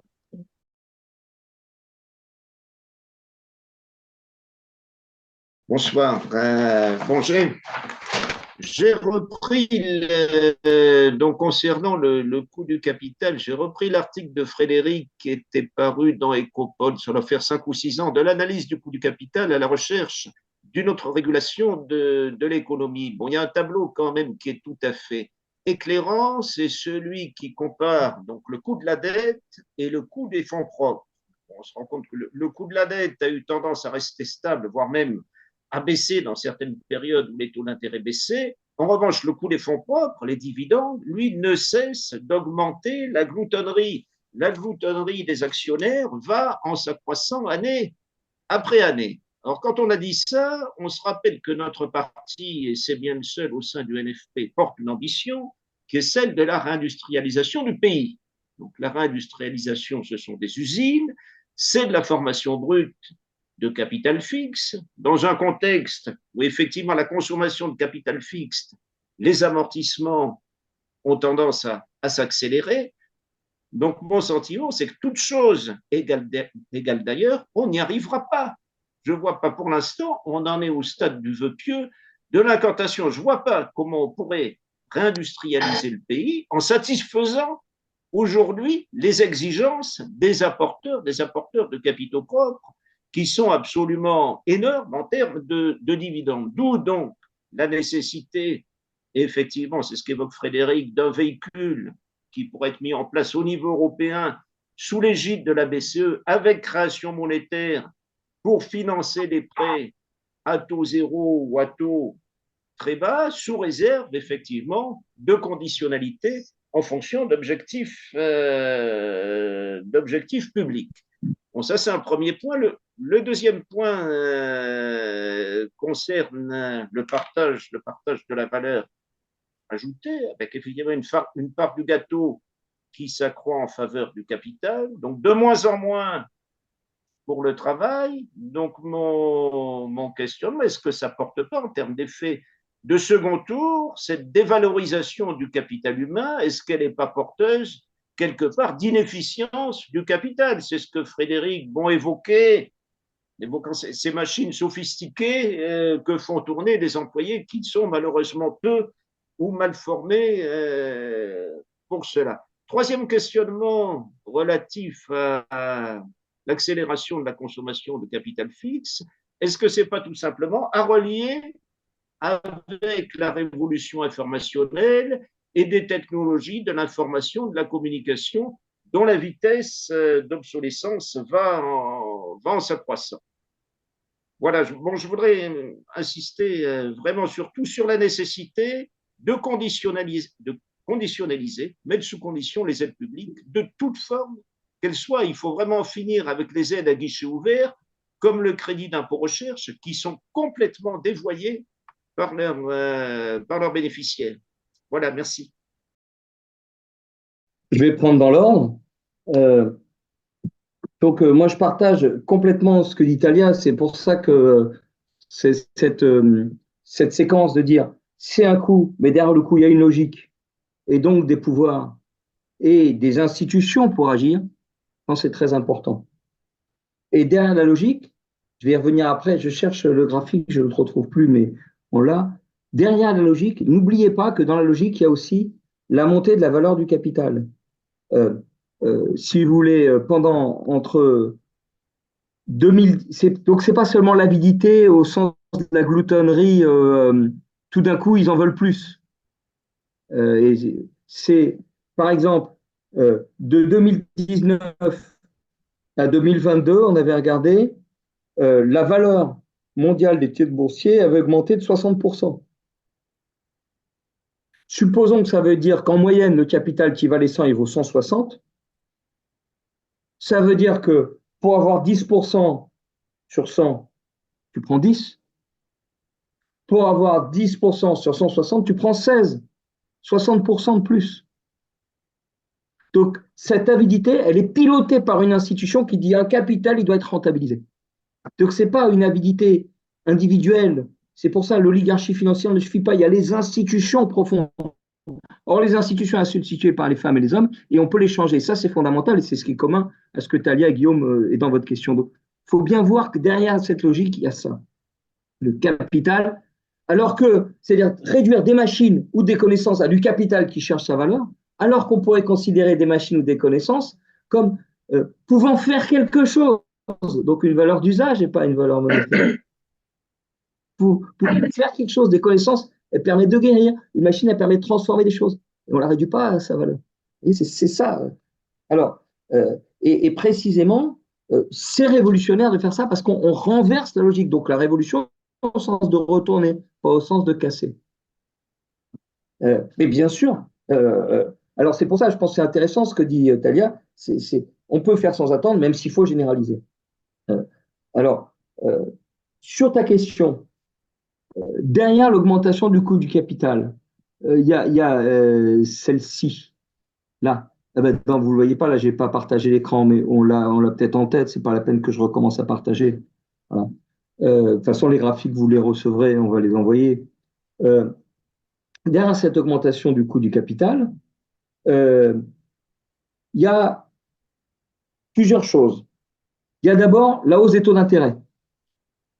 Il ne faut pas oublier. Y compris parce que, comme je l'ai dit, l'INSEE traite une partie des intérêts comme d'intérêts normal, donc elles le font et donc ne les font pas apparaître comme les intérêts payés par les entreprises, mais comme une consommation intermédiaire de services. Ça s'appelle la CIFIM pour ceux qui aiment la technique. Service d'intermédiation financière imputé. Indirectement mesuré. Et indirectement mesuré, voilà. Donc, souvent, ça pose des problèmes, c'est-à-dire ça a donné l'impression dans un premier temps, qu'il n'y avait plus que les dividendes et il n'y avait pas d'intérêt. D'où la remarque d'ailleurs de Guillaume qui dit c'est les capitaux propres qui coûtent cher, c'est pas la dette. Mais maintenant, c'est la dette qui coûte cher. Mais il y a une deuxième dette qui est la dette obligataire qui coûte très très cher parce que c'est le cumul, la forme de capitaux propres et la forme de dette. Et déjà, j'insiste, dans Renault, si on n'avait pas pris les remboursements d'obligations, donc c'est des titres financiers de dette, les obligations, ce n'est pas des titres financiers de propriété, on n'aurait pas bien apprécié le coût du capital. On en aurait relevé 2 ou 3 milliards de mémoire. Et il y a effectivement l'accumulation financière de deux ordres, c'est-à-dire l'accumulation réelle financière, mais la valorisation du capital financier qui a aussi participé à cette hausse du coût du capital. Donc là, je n'ai pas le graphique, je ne le retrouve pas, et puis le temps qu'on le retrouve, on aura trop faim, et ce sera l'heure d'arrêter. Mais vraiment, on est dans une société où sans cesse tout incite à valoriser le capital, et c'est ça qui va augmenter le coût du capital, parce que le coût du capital, je ne l'ai pas rapporté au capital, mais à la valeur ajoutée, qui est la production. Mais par contre, si on rapporte ces prélèvements du capital au capital lui-même, donc au capital à rentabiliser, c'est une sorte de taux de rentabilité. Et là, il stagne. C'est ça le problème. Et c'est toute la contradiction du capitalisme. Vous verrez dans l'économie politique, pour passer du taux de profit, enfin plus exactement, de la part du capital dans la valeur ajoutée au taux de profit, il y a l'efficacité du capital. Et donc la différence, c'est la masse de capital avancé. Et c'est cette masse de capital avancé qui est cachée derrière le graphique. Et c'est elle qui fait que le coût du capital augmente, fondamentalement. Quelle que soit sa forme qu'elle a, cette masse de capital. Puisque pour le capitalisme, le capital, ce n'est pas des machines, ce n'est pas de la finance, c'est une valeur. S'en fout que ce soit des brevets, des machins, c'est une valeur à rentabiliser. Et c'est cette masse-là qui est derrière, qui explique la montée des coûts du capital. Enfin, qui explique, d'une certaine façon. Après, il y a des mécanismes. Vous voyez, c'est pas trop compliqué ce que je dis. Mais derrière, c'est des choses comme ça. Alors, effectivement, il y a des moments où le coût de la dette est moins élevé et le coût du capital propre est plus élevé, mais en réalité, les actionnaires sont derrière les deux, puisqu'il y a aussi les actionnaires des banques derrière le coût de la dette. Et donc, ils sont derrière les deux. Et j'insiste, dans le coût du capital, dividende plus de ce que je faisais en 2018, sur lequel j'insistais, dividende plus charge d'intérêt, il n'y a pas non plus amortissement. Or, ils font partie du tableau d'ensemble et ils sont importants. Et là aussi, il y a un enjeu. Si on pense renouvellement de l'appareil productif, autre type d'investissement. Et donc là, effectivement, il y a un énorme enjeu. Là, je viens sur ce que dit Guillaume. Il y a un énorme enjeu. Si on veut une réindustrialisation et une maîtrise nouvelle de notre production, donc ça veut dire aussi d'autres types de services, des services qui ne vont pas être prédateurs sur l'industrie, mais qui vont appuyer l'industrie, il faudra de l'investissement. Donc il faudra de la FBCF, formation brute de capital fixe. Mais au nom de ça, les patrons, ils emmènent tout le monde sur, donc tout pour l'investissement. Et nous, on se fait avoir même. C'est-à-dire les dirigeants politiques se font avoir. Il y a une lettre qui est envoyée en demandant un fonds pour l'investissement dans les services publics. Alors que c'est un fonds pour un autre investissement. Et des camarades m'ont dit, on est très embêtés parce qu'ils sont presque d'accord. Je dis, bien sûr, ils vont être d'accord pour un fonds qui finance à 0% le capital. Mais nous, ce qu'on dit, c'est qu'il faut falloir, par exemple, à Alstom, comme à General Electric, les camarades disent, il faut renouveler les machines, mais le plus important, c'est qu'il faut renouveler la formation des salariés, il faut embaucher des gens, etc. Il faut les former à l'utilisation des machines, parce que c'est ça la contrainte maximale aujourd'hui. Et d'ailleurs, dans l'ensemble des pays, on a un problème de pénurie d'emploi.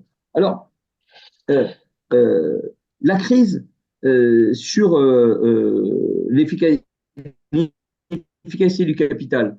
Je peux vous donner un exemple concret que j'ai en tête là, qui date un peu, mais je ne sais pas si vous vous rappelez, il y a une quinzaine d'années, à Airbus, il y a eu un énorme raté, un retard de 1 an ou 2 sur l'Airbus A380. Pourquoi? Parce que il y avait le problème du câblage. Alors le câblage, c'est très systémique.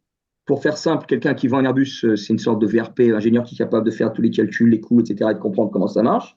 Et donc, quand il va voir un Émirat qui demande des télés à tel endroit, etc., c'est un type de câblage. Puis quand il va voir un autre, c'est un autre type de câblage. Puis quand il améliore des trucs, il bouge des trucs, ça touche tout le câblage. Et le câblage, ça touche, parce qu'il y a les participants de la chaîne d'activité d'Airbus, de montage, ça touche dans tous les coins. En Allemagne, en France, en Espagne, en Grande-Bretagne et ailleurs. Bon. Et ils avaient un logiciel en Allemagne pour le câblage, un autre logiciel en France pour les plans du câblage. En Angleterre, ils n'avaient pas de logiciel, ils avaient du papier. Et je ne sais pas encore autrement ailleurs. Et en fait, ils ont fait des économies de bout de chandelle parce que, choisir un seul logiciel, ça veut dire former et reformer des gens qui n'étaient pas formés à ça, arrêter les chaînes de production, former. Et donc, ils ont fait des économies de bout de chandelle sur la formation et les salariés et qui leur ont fait un gâchis et un énorme coup derrière qu'il a fallu reprendre. Voilà, pour faire simple. Mais des exemples comme ça, en fait, il y en a partout, mais on ne les connaît pas assez. Alors, je viens sur ce que dit Guillaume. Créer un fonds pour baisser le coût du capital. Effectivement, comme j'ai dit, ils sont presque d'accord pour ça. Et je trahis un secret d'État, mais la direction du parti a eu peur parce qu'ils étaient presque d'accord, les autres. Je dis, mais évidemment, parce que le cœur, comme l'a dit Guillaume, c'est l'écrit, c'est pas le baisse de 0%. Ils veulent du 0% pour leur profit, eux. C'est ce qu'ils ont eu pendant la pandémie. Ils ont eu du 0% pour leur profit. Nous, ce qu'on dit, c'est 0% si c'est l'emploi, la formation, la recherche. Et ça, ils ne veulent pas. Et en réalité, les questions de classe. Et donc, on pourrait même leur dire, mais si vous êtes d'accord pour le faire, ça montre bien que ce n'est pas la quantité d'argent qu'on met dedans qui vous fait peur, c'est les critères qui vous font peur. C'est sûr, pour la formation plutôt que le capital. Et donc, vous bloquez la société, donc vous êtes de trop, dégadji, dégadja. Voilà. Donc, on pourrait développer ça comme discours. Et donc, il y a vraiment, il faudrait, je pense, tous les uns et les autres se former dans la perspective d'une campagne pour l'emploi et la formation, où on a chacun les autres des arguments qu'on manie, et ce n'est pas seulement moi qui me forme pour dire, mais presque il faudrait faire des moments où chacun les uns les autres fait des jeux de rôle et essaye de répondre et manie lui-même une argumentaire. Voilà. Alors, je suis d'accord avec ce que tu dis sur, derrière la consommation de capital fixe, il y a aussi la révolution informationnelle. Oui, c'est-à-dire l'obsolescence accélérée, mais la façon capitalistique de prendre la révolution informationnelle. Parce que la révolution informationnelle, elle pourrait faire, au contraire, comment dire, on fait des machines qui peuvent être reprogrammables. Et donc, quand un certain nombre de produits et de procédés sont obsolètes, on garde les mêmes machines, mais on reprogramme, on fait plutôt une dépense humaine. Donc, dans les difficultés, quand on arrive à la fin de cycle de quelque chose, on fait recherche, développement, formation, plutôt que investissement et licenciement. C'est-à-dire une nouvelle régulation par rapport à ce qu'il y avait avant. Donc, c'est ça, au contraire, qui devrait pousser. Mais il y a aussi la consommation de capital financier à laquelle pousse la révolution informationnelle, qu'on ne voit pas assez à mon avis. Et enfin, sur les aides à conditionner, j'ai une petite différence sur la formulation. Je pense comme toi que les aides publiques, c'est quelque chose de très politique, très important, et qu'en plus, je pense que c'est aussi toi ce qui. C'est partagé par les organisations syndicales qu'il y a un intérêt très important sur les aides publiques, donc il faut y aller. Mais elles sont déjà conditionnées. Donc la question d'autres conditions. Il est faux de dire qu'il faut les conditionner. Le crédit impôt recherche, il est conditionné. Il est conditionné au fait que tu transformes tes recherches en capital financier dans ton bilan. Même pas au fait que tu fasses des recherches.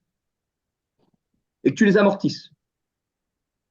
Donc, les exonérations de cotisations sociales, elles sont conditionnées. Donc, il faut oser rentrer dans quelles conditions? Des conditions, l'emploi, la formation, l'écologie. C'est ça qui doit être partout. Et ça, c'est populaire. Mais en fait, on est d'accord, je pense. C'est dans la formulation. Mais j'insiste, parce que disons que, comment dire, on est dans une situation, et je vais conclure là-dessus, il y a peut-être d'autres interventions, mais dans une situation où l'idéologie dominante est forte. Et donc, elle peut se permettre de faire du judo et de récupérer tout ce qu'on dit. Donc, il faut qu'on anticipe les récupérations, tout en étant populaire et clair, et qu'on ne soit pas récupérable. C'est ça, à mon avis, une des difficultés spécifiques de la conjoncture politique actuelle. Voilà. Mais ces questions des conditions qui sont centrales, elles se posent depuis 1981, quand ils ont fait des nationalisations, sans changer les critères de gestion ou les critères du crédit et les pouvoirs.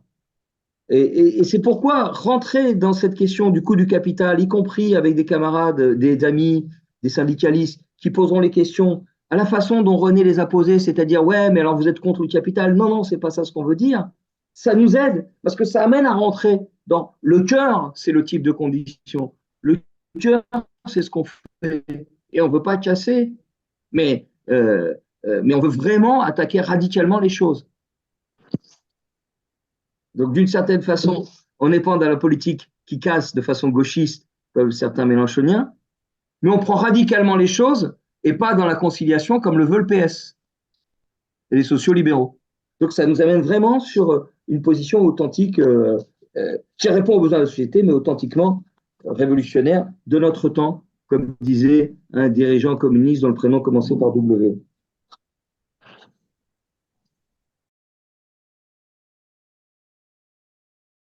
Très bon exposé, hein, c'est très enrichissant. Mais on a quand même vécu, on a vécu cette histoire de l'actionnariat des salariés dans les années 70, avec les premières actions données par De Gaulle chez Renault. J'ai encore chez moi des actions dans une boîte qui m'étaient données dans ces années-là par De Gaulle. Et la décision de De Gaulle, elle coûtait 99 francs. Mais la question, elle est pas. Elle est centrale par rapport à ce que l'on peut et vivre aujourd'hui, notamment dans les entreprises, quand les salariés sont eux-mêmes actionnaires. Parce que ça existe. Et c'est un frein, idéologiquement parlant. C'est un frein qui est énorme dans la bataille qu'on doit mener justement par rapport à cette question de l'actionnariat et faire la démonstration que les actionnaires nous pompent énormément euh, et sont en constante augmentation de pomper la valeur ajoutée sur le travail. Et évidemment, ça nous met en contradiction. J'ai encore envoyé un tract ce matin à Frédéric et à Jean-Marc Durand sur ce qui se passe chez Renault à Renault Ampère. Renault Ampère, c'est la filiale, Ampère, c'est la filiale des voitures électriques. Alors, il y a un échange de salariés maintenant. On prend les salariés comme si c'était des moutons. On les prend d'un côté, on les balance de l'autre, sans leur demander leur avis, mais pas que ça. Dans le cadre du taux d'exploitation, ils sont dans le travail, notamment dans le domaine de l'ingénierie, à leur supprimer 3 à 4 journées par an de salaire par rapport à leur journée de travail. Alors les prétextes, ça peut être une fête, mais ça passe au-delà de maintenant d'une fête.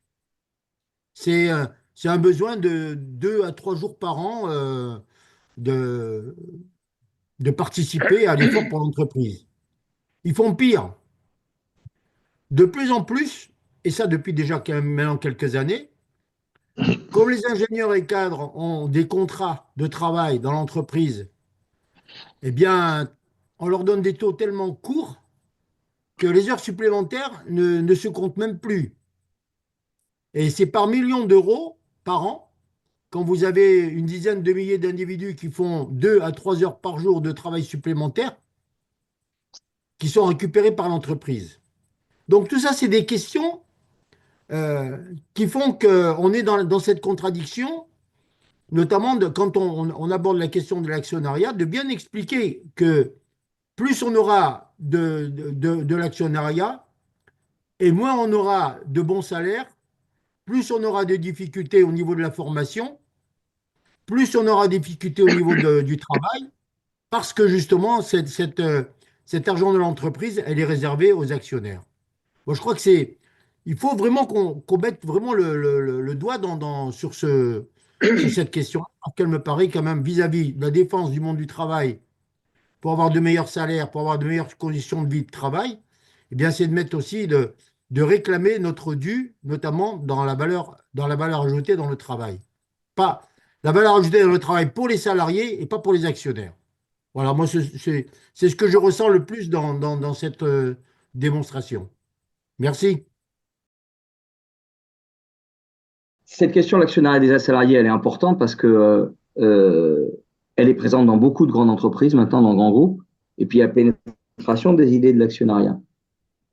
Et il y a une ambivalence, parce que euh, je suis d'accord avec tout ce que tu dis, mais j'essaye maintenant de me mettre du côté du salarié qui a des actions et qui y croit un peu.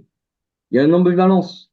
On lui fait croire qu'il va avoir du pouvoir sur l'entreprise, mais il rentre dans une logique. Pas seulement mon revenu vient pas du travail, ça va au-delà, parce que moi, je veux bien du revenu qui vient pas du travail, des avances pour la formation ou d'autres choses, etc. Mais mon revenu, il dépend de la valeur du capital et de la masse de capital. Et donc, on est dans une logique de folie, parce qu'on va avoir un capital qui va pomper l'efficacité. Et c'est là où, en fait, on a du poison. Et donc, on a de la dope, mais ils sont empoisonnés. Et c'est difficile, c'est pas simple pour les camarades à discuter là-dessus, mais je crois que c'est ça. C'est le problème de la logique derrière. Deuxièmement, derrière Ampère, parce que je l'ai reçu, parce qu'ils m'envoient, les copains de l'Ardi, le tract que tu m'envoies, mais c'est bien parce que des fois je fais pas gaffe, tu me l'envoies une deuxième fois, je fais bien gaffe. Euh, Derrière ça, donc ils ont découpé Renault en 3 gros morceaux. C'est pas une filiale, c'est un sous-groupe même Ampère qui fait toutes les voitures électriques. Il y a un autre sous-groupe Horse qui fait tout le thermique, et puis un troisième sous-groupe qui est pas clair. Et puis il y a plein de morceaux en plus, probablement, et puis ils cachent du pognon comme tous, bien sûr. Mais c'est aussi que sur le même site, ils sont de plusieurs boîtes et qui ne peuvent pas travailler d'une boîte dans l'autre. Ceux qui sont dehors, parce que l'Ardi, c'est un centre qui s'occupe de tous les moteurs. Il y a une logique commune à tous les moteurs. Mais Ampère, c'est les moteurs électriques et Horse, c'est les moteurs thermiques. Et donc, ils ont réaffecté, je ne sais plus, 70, 12, 27 salariés de l'un vers l'autre parce que ça ne marchait pas. Et donc, toutes ces rigidités d'efficacité qu'on connaît aussi à la SNCF entre le fret et le voyageur, ou un conducteur qui sait conduire les deux machines, qui a la licence pour faire, il ne peut pas, et donc ça ne marche pas. C'est toutes ces inefficacités que crée le capital. Mais il y a une autre inefficacité à laquelle je n'avais pas pensé, comme vous étiez dans demandeur d'exemples d'inefficacité, c'est ce qui s'est passé sur le PR. Les normes centrales nucléaires. En réalité, c'est exactement ça. Parce que qu'est-ce qui explique les difficultés de l'EPR? C'est les défauts sur soudure et sur la cuve, etc., qui sont liés à sous-traitance en cascade. Il y a des rapports, y compris c'est un certain nombre de camarades, parce qu'il y a des ingénieurs très haut placés. Et il y a Fournel qui est là pour dire si je dis des conneries. Sur des difficultés de soudure sur la cuve, parce que sous-traitance en cascade, parce que des gens insuffisamment formés, de moins en moins de gens disponibles pour former, les vérifications, etc. Et donc, ces dépenses qui ne sont pas faites, pas seulement pour le travail, mais pour les capacités humaines. Moi, je dis aujourd'hui, c'est pas seulement le travail, parce que si on ne va pas travailler comme des chiens pour produire, c'est les capacités humaines qui permettent et la créativité humaine qui permet. C'est ça ce qui permet la production. C'est ça ce qui est crucial aujourd'hui. Donc, ces dépenses qui ne sont pas faites pour les capacités humaines ont fait que ça a été reculé de 10 ans, le PR, et avec des coûts du capital considérables, de dizaines de milliards. Je crois que c'est une dizaine de milliards en plus. Et pourquoi on ne le voit pas? Parce que de l'autre, ils sont aveugles à ça. Parce que de l'autre côté, c'est un revenu. Et donc, ça nourrit le capital, ces 10 milliards. Ça nourrit des actionnaires, ça nourrit des emprunteurs, ça nourrit Bouygues et tous ceux qui font du béton, pour faire simple. Donc, c'est vraiment une société qui est aveugle à ça, comme d'une certaine façon, dans l'Union soviétique, Brejnev pouvait être aveugle à un certain nombre de choses. Notre société, elle est aveugle à ces profondes difficultés et ce trou noir qui épuise. Alors, je veux conclure sur un point. C'est tout ce qu'on a dit tout à l'heure sur la sélectivité, les crédits bonifiés. On l'a déjà fait, mais pas sous cette forme-là et de façon insuffisante. Après 1945, on met en place un fonds de développement économique et social, le FDES, qui bonifie le crédit bancaire pour appuyer le développement. Mais pas avec des critères précis, emploi, formation, recherche. Ça ne correspondait pas à la situation de l'époque. Avec simplement, on développe, on produit plus, puis une conciliation avec le capital, on développe, on produit plus, et on fait du béton et on exporte. Il n'y avait pas des critères précis et il y a peu de démocratie. C'était l'État centralisé, mais il y avait quand même le plan et la planification. Donc aujourd'hui, il s'agit de renouer et de prolonger au-delà avec des critères précis qui correspondent à la situation actuelle. Il faut voir que donc ça existait. Et comme dit Talia, c'est très important. Donc il ne suffit pas de dire nationalisation et planification. Par exemple, les groupuscules italiens, on a eu des débats avec quelques, je ne suis pas sympa, avec des partis italiens un peu faibles, communisants, et des syndicalistes qui disent, bon, on l'a déjà fait, tout ce qu'il faut, c'est de la planification et puis des nationalisations. Bon, quel contenu? Aujourd'hui, avec le même contenu, ils le récupéreraient comme ils l'ont fait en 80 et ça ne marcherait pas. Donc la question des critères et de l'orientation, elle est fondamentale. Donc de voir à quel point les capacités humaines sont devenues décisives, voire bloquantes si elles n'y sont pas, comme dans le cas de l'EPR, c'est ça, voir la nouvelle société. Et voilà, donc je pense que c'est vraiment très important la situation actuelle. Merci William pour tes remarques. Merci beaucoup de votre participation. On n'a pas encore le programme de la prochaine séance, mais normalement, elle devrait avoir lieu début février, comme d'habitude. Maintenant, on essaie d'installer l'habitude. Voilà. On essaie de faire ce qu'a dit Evelyne derrière, c'est-à-dire des suites, il faut poursuivre.